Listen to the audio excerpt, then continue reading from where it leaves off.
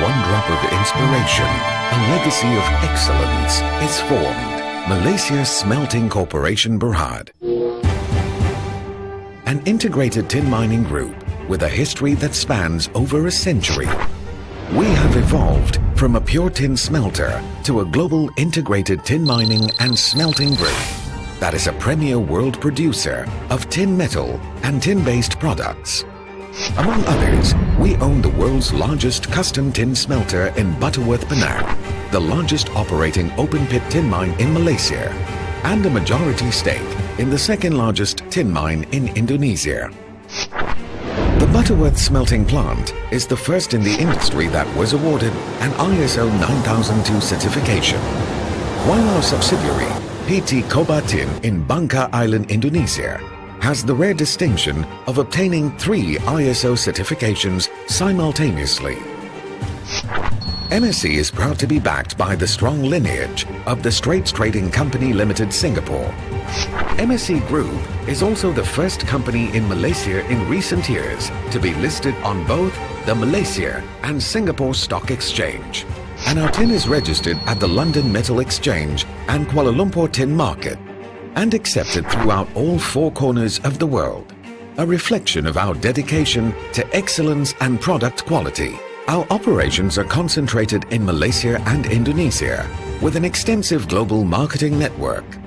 We're also looking at possible expansion into Africa, South America, Mongolia, Russia and Australia in the future. Our growth throughout the years is reflected in our globalized operations that currently generate an average turnover of around 2.5 billion ringgit with an annual group production of some 40,000 tons of refined tin that are exported to over 25 countries, supplying over 10% of the global demand for this semi-precious or green metal.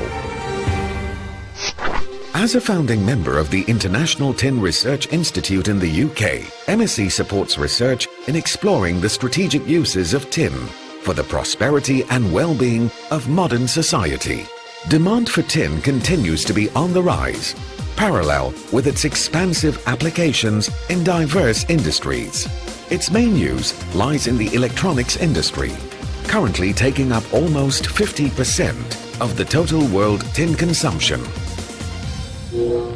Thanks to our intensive investment in R&D and technology, we are at a vantage position to offer specialist niche expertise and experience in all upstream and downstream activities in the tin value chain. The group's extensive portfolio of mining capabilities includes the use of modern exploration techniques to discover increasingly more and more difficult tin deposits, the operation and maintenance of large-capacity bucket line dredges,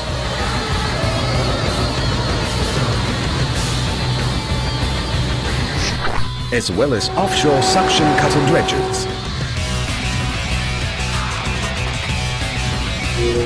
open pit mine,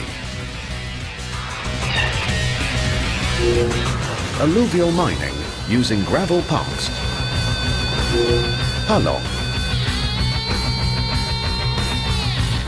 and jig plant operations. Mineral processing.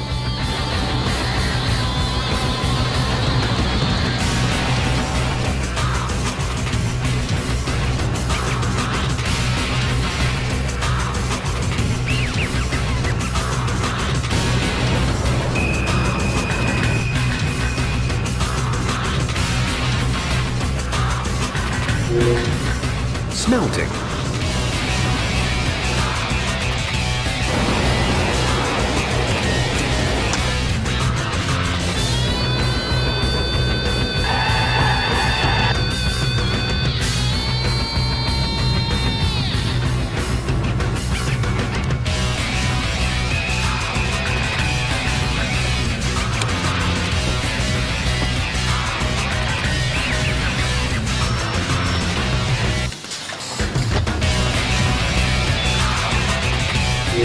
And refining.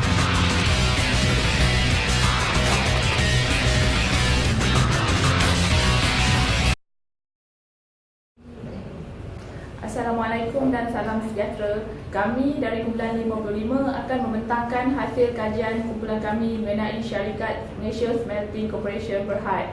Dalam kajian yang telah dibuat, penubuhan Malaysia Smelting Corporation Berhad atau MSC adalah bagi tujuan mengambil alih perniagaan peleburan timah STC sebagai syarikat usaha sama di antara Straits Trading Company Limited atau STC dan Malaysia Mining Corporation Berhad MMC dengan kepentingan ekuiti masing-masing iaitu 58% dan 42%. Malaysia Smelting Corporation Berhad merupakan salah satu industri peleburan timah terbesar di dunia dan kilang peleburan yang beroperasi di Batu. MSC telah mengembangkan sayapnya pada tahun 2002 dengan pengambil alihan PT Kobar yang merupakan sebuah syarikat operasi perombongan timah di Indonesia. Pada tahun 2007, syarikat ini telah membuat pelaburan strategik dalam nikel, emas dan arang batu. Di antara projek yang berjaya dibuat ialah projek nikel di Vietnam, lumbung emas bawah tanah di Tasmania dan lumbung arang batu di Indonesia. Pada tahun 2013, MSC telah tersenarai sebagai syarikat pengeluar biji timah halus yang kedua terbesar di dunia. MSC juga memperolehi 100% kepentingan dalam Rahman Hidrolik Tin Sendirian Berhad yang merupakan salah satu daripada lumbung biji timah yang terbesar dan tertua di Malaysia yang terletak di penggalan Hulu Perak.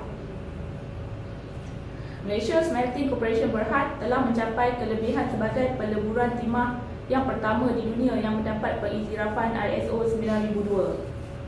Pada tahun 1984, MSC berjaya disenaraikan di papan utama Bursa Saham Kuala Lumpur dengan modal berbayar sebanyak 75 juta.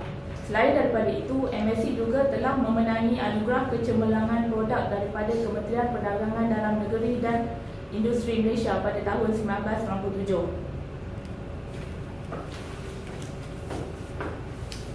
Perkembangan strategi misi, nama MSC menjadi sinonim dalam industri biji timah dengan kreativiti, nilai perkhidmatan dan kualiti.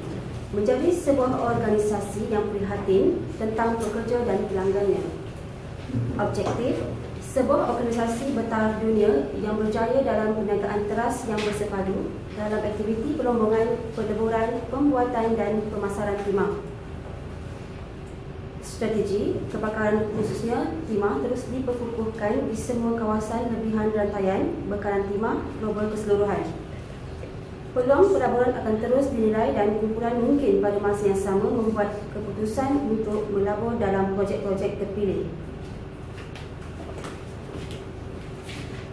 Bagi kekuatan dan syarikat ini, biji timah merupakan hasil permintaan yang tinggi terutamanya dalam industri pengeluaran dan pembuatan, dan ia merupakan hasil sumbangan utama dalam perkembangan ekonomi negara. Ia menggalakkan juga perkembangan pembangunan negara. Bagi kelemahan syarikat ini, hasil semula jadinya tidak boleh diperbaharui serta perbelanjaan yang tinggi untuk mendapatkan hasil biji timah. Syarikat Malaysia Smelting juga mengamalkan pelbagai analisis, antaranya analisis kewangan untuk mengetahui kecairan jangka pendek, struktur modal dan kebolehselayan, analisis pengguna aset, analisis prestasi dan keberuntungan, analisis ramalan dan penilaian. Antaranya, ia juga dapat mengetahui tentang nisbah keberuntungan. Antara nisbah-nisbah yang mereka cuba nilaikan ialah mengetahui margin untuk bersih syarikat, pulangan atas pelaburan, pulangan atas ekuiti. Jika kita lihat daripada carta yang disenaraikan tersebut, kita dapati ada penaikan dan turun daripada tahun 2012 hingga ke 2014, di mana syarikat mengalami 2012 setelah syarikat diperuntukkan dengan undang-undang baru yang diletakkan oleh USA, maka kita mengalami sedikit penurunan sebelum kita mendapat kepercayaan daripada pelabur asing untuk melabur semula di dalam sektor pelombongan. Antara nisbah aktiviti yang kita adakan di sini adalah pusing ganti jumlah aset, di mana pada tahun 2012 2.46 dan 2013 1.96 dan 2014 pada 2.8. Benar-benar kita dapat mempertingkatkan jumlah aset kita dari semasa ke semasa.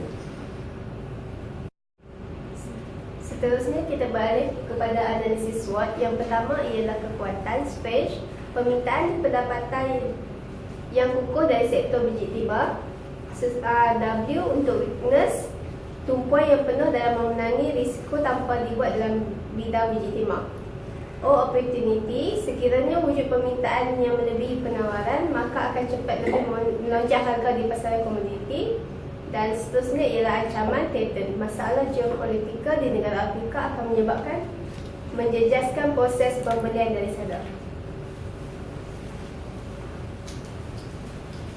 Bagi analisis Steve, bagi dalam aspek sosial, golongan ibu yang bekerja tidak punya banyak masa, jadi mereka menggunakan banyak makanan yang diproses dan ditinkan. Selain itu, golongan remaja dan dewasa yang sukakan gadget serta barangan elektrik dan elektronik dalam kehidupan kini. Produk ini terhasil antara bahan asasnya adalah daripada logam timah, iaitu dalam pembuatan tin dan faktori. Selain itu, kita tahu untuk mendapatkan logam timah ini memerlukan teknologi yang canggih bagi mendapatkan logam timah yang berkualiti. Penggunaan logam timah juga dapat meluas dalam industri faktori terhadap sistem elektronik, kejuruteraan, bangunan dan lain-lain. Dari sudut ekonomi pula, permintaan yang tinggi terhadap logam timah akan memberikan keuntungan kepada syarikat. Bagi MSC, perniagaan mengalami keuntungan tetapi mengalami penurunan akibat dari kesan negatif pertukaran mata wang asing serta kos operasi yang semakin meningkat. Dari segi ekologi, adanya pelan pemulihan lombong dan penilaian kesan alam sekeliling EIA akan membantu dalam pemulihan alam sekitar.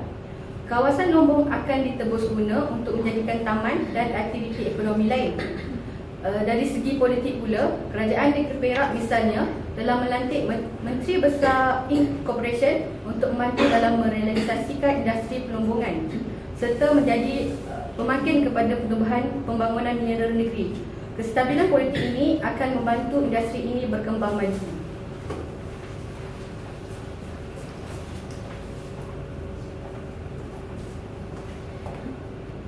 Analisis portfolio pesaing baru di peringkat antarabangsa kemasukan firma baru dalam industri adalah terhad bagi produk pengganti, sehingga kini tiada lagi bahan yang ditemui bagi menggantikan bahan mineral ini.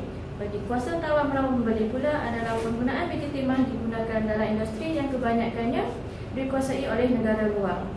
Kuasa tawar menawar pembeli, pembekalan bahan ini hanya didominasi oleh beberapa syarikat di dunia. Persaingan dengan firma sedia ada adalah pengeluaran biji timah harus di dunia meningkat lebih daripada 80% pada tahun 2014 dan ia adalah lebih daripada jangkaan. Okey, bagi cabaran dan juga masalah, apa yang kita fokuskan di sini iaitu di mana MSE menghentikan penumpangan dan juga peleburan biji timahnya yang berada di Indonesia setelah sekian lama beroperasi selama 10 tahun. Dan cabarannya adalah bagaimana MSE ingin mengemudi dan juga mengembalikan keberuntungan bagi syarikat tersebut. Puncanya adalah disebabkan permohonan PT Koba untuk melanjutkan kontrak kerja bagi 10 tahun pada 31 Mac 2013 telah ditolak oleh pihak berkuasa Indonesia. Dan beberapa langkah yang telah diambil oleh MSC iaitu menumbuhkan sistem pengurusan risiko dan juga kawalan dalaman, membuat keputusan untuk tidak membuat pelaburan bagi projek baru selepas kerugian di Indonesia, dan juga MSC membesarkan peleburan dan juga kapasiti di Butterworth untuk menghasilkan lebih banyak grade timah premium. Berdasarkan analisis yang telah dibentangkan, didapati kesemua analisis tersebut perlu digunakan dan saling berkait antara satu sama lain. Ia digunakan oleh syarikat dan juga sesebuah organisasi untuk memastikan agar syarikat atau perniagaan tersebut sentiasa dapat meminimalkan kerugian dan juga dapat meningkatkan keuntungan dan sekaligus dapat mengekalkan prestasi cawangan dalam keadaan yang baik. Sekian dari kami, terima kasih.